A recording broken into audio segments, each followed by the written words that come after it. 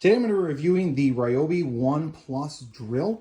And as you can see here in front of me, I have had this drill for a little while. You can see it's got some dinks and some dents and dings, that sort of thing on it.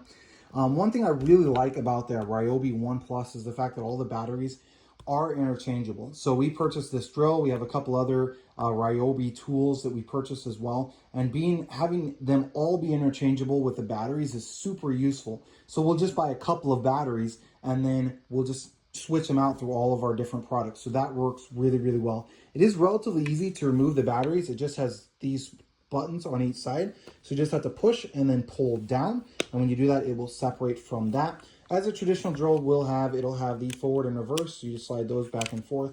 And then on the top, it does have first and second. So you can adjust that on the top if you need it a little bit harder. And then of course here you can spin depending on how hard you want it to be drilling in. So we'll typically, when we're screwing anything in or drilling in holes, we'll leave it on this one, but you can adjust it. So if you want to adjust it down, then what it'll do is when you go into the wall, this head will start making a clicking noise when you hold on to it, and that'll keep it from maybe putting it in too far or whatever the case might be. But if you're just drilling a hole or you're actually, just using it normally, then you can just turn that head, that's this little thing here, to that.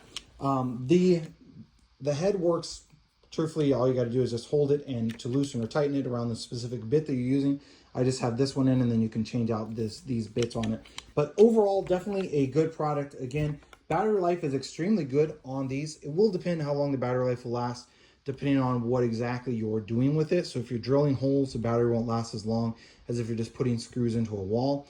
But if you're also putting like small screws, overall, I've seen that typically, generally, we've gotten a few hours of consistent use out of this before needing to recharge, as in like drilling holes consistently a few hours. If you're just using it randomly, it will hold a charge. Just using it off and on, man, you probably won't have to recharge it but once a month or once every few weeks. Again, depending on how often you use it. But definitely a good option, definitely a good drill that we enjoy using around our house, and it works well.